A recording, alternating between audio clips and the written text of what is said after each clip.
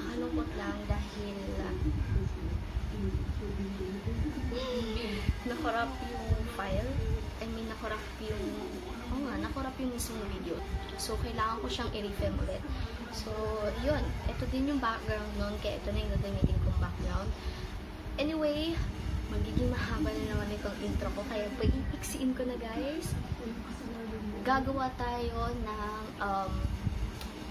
everyday makeup routine using mga murang makeups. Ayan. Andito na silang lahat. And kung ano yung ginamit ko dun sa video na yun, yun din yung gagamitin ko. Ayan. Pero may mga nadagdag lang. So, without further ado, gawin na natin. So, ayan. Bago kayo mag-start, make sure na moisturize yung face niyo, of course, and put sunblock. Kasi kung everyday makeup routine to, and kung student kayo like me, and nagko-commute kayo, kailangan ninyong maglagay ng sunblock to protect, of course, your skin. Gamit tayo ng primer kasi primer will help yung foundation natin or yung makeup natin to last longer. And ito yung gagamitin kong primer, No Shine Mattifier Primer by Tutu. Lahat ng ilalagay kong gamit ngayon, ilalagay ko sa description box for you to see kung ano yung mga ginamit ko. Napadami yung primer ko. Anyway, what else? Andito lahat yung gamit ko. So, lagyan ko lang muna siya and then lalagyan ko siya all over my face. Dapat i-upload ko na yun bukas. So, one day editing lang to.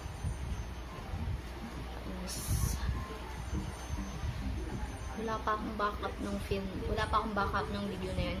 Kaya, kailangan natin i-refilm.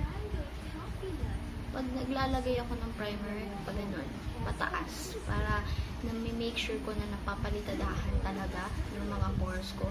Meron ako dito sa may gilid ng nose. And then, pero yung iba para lang mattify yung face ko.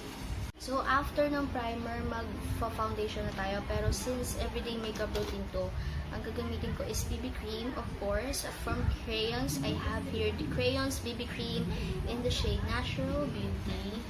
Nakikita nyo ba? In the shade Natural Beauty and Fair Lady. So, pag mixin ko sila kasi yung shade ko is in between. So, shake well before open. So, unahin ko muna si Natural Beauty. Gamit ko lang siya ng sobrang konti at sobrang nipis lang.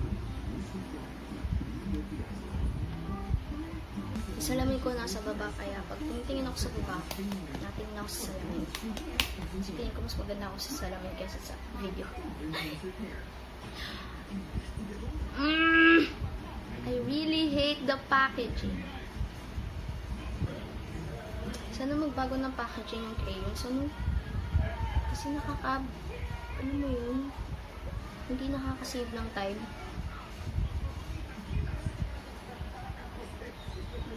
Sobrang konti lang nung nilagay ko.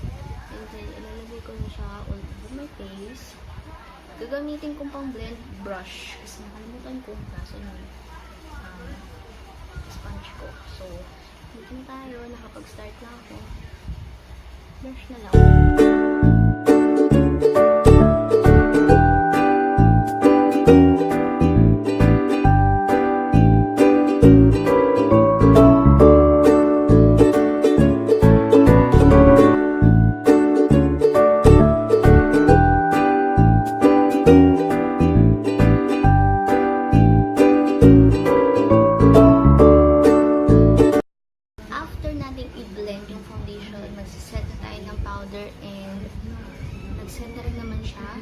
So, isiset na natin siya with powder. Ang gagamitin ko is this Johnson's BB powder milk plus rice na variant, yung medyo blue-green, ano tawag dito. So, hindi na ako magbibake, guys. I will just set my face. Patapos na tayo, pero yung pinakuna.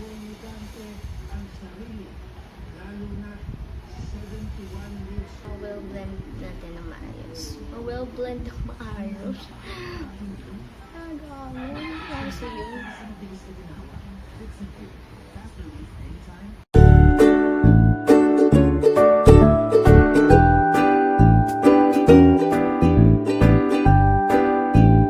So, after natin gawin yung ating powder and stuff, magkikilay na tayo.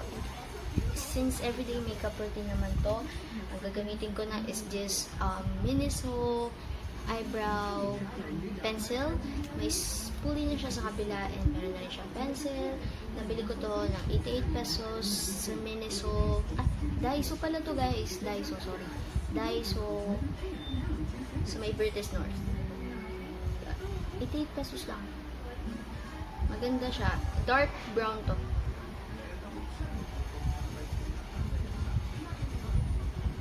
Gawin na natin yung kilay natin. I think this video is sorry sa mga background noises. May mga umiyak na bata, may tumitila na manok, mayroong aso na tumatangkol. Oh my gosh.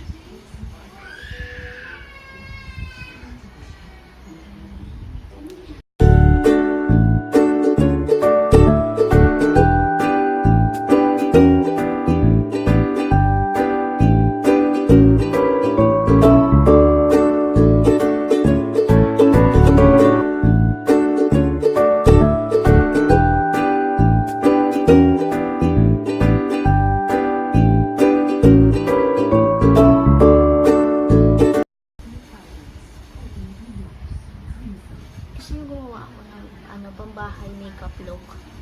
Yung, kapag nasa bahay ka lang tapos gusto mo na maging presentable, gawa tayo.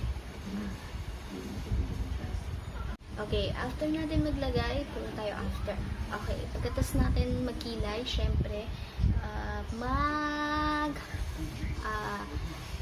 lagi ko nakakalimutan, tawag dito, mascara na tayo. Okay. You already know kung ano yung mascara na gagamitin ko kasi parang dalawang video ko na yata siyang ginagamit. Sorry, wala pa akong ibang mascara. Wala pa nakakapalit sa akin. Para sa akin maganda siya kasi kapag everyday, I mean saglitan lang na alis, hindi ako nag-waterproof. Para, alam mo yun, madaling tanggalin, hindi hassle. Tsaka kahit nasan ka pwede mong tanggalin.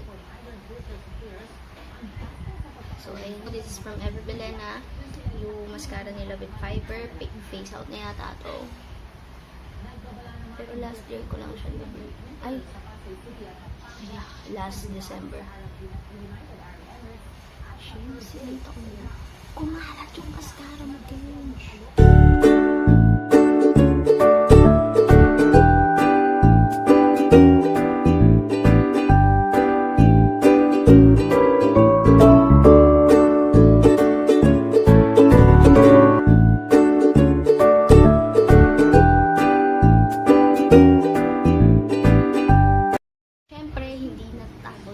Kailangan natin maglagay ng kulay sa ating mukhain.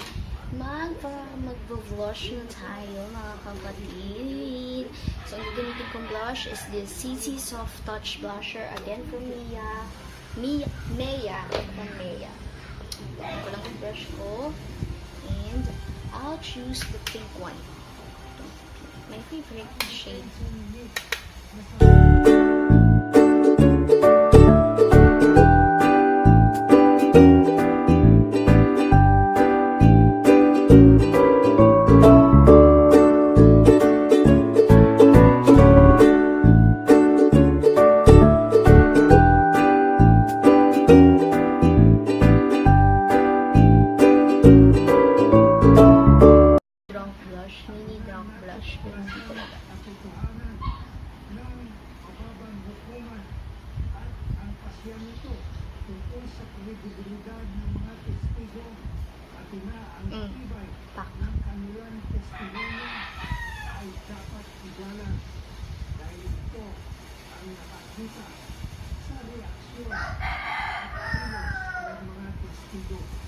Okay, next is highlight. Yes, lagi ako nag-highlight kapag everyday makeup routine. Pero kapag papasok ako, hindi ako nag-highlight. So, if you wanna know kung ano yung makeup ko kapag pumapasok ako, abangan ninyo yung video guys. On editing na siya. On editing na yung ating school makeup routine for senior high school or high school students. So, yun yung ginagamit ko. So, for highlight, gagamitin ko itong Everbelena Eyeshadow Palette in brown and itong white na to. Itong white. So, you can tell, good na siya. Kasi ginagamit ko siya for highlight. So, ano kung kilang?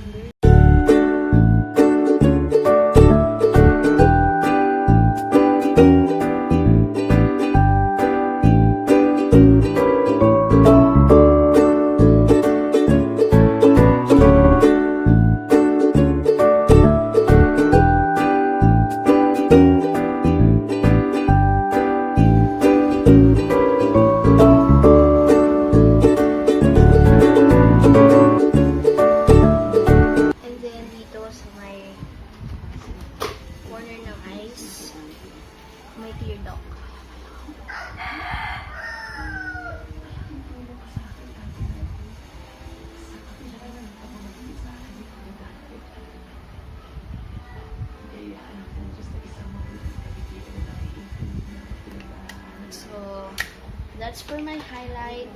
And last but not the least, lips. For my lips, ang ginagamit ko is this Fashion 21 Bullet Lipstick in the shade Rosette. Yung kanilang all-day matte lipstick. Pero, bet kong matte liquid lipstick yun. So, kunin ko lang. So, ang gagamitin natin for today's is Careline matte liquid lipstick in the shade Tutu. Hindi ito yung everyday lipstick ko. Actually, mas ginagamit ko yung everyday lipstick ko.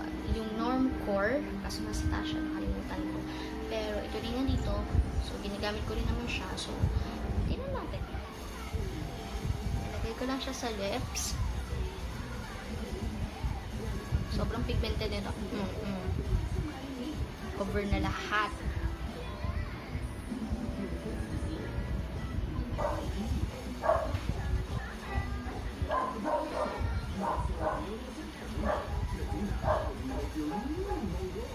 So, ito na yung aking everyday makeup routine. Ayusin ko lang yung hair ko kung may maayos ako dyan. And, babalikan ko kayo.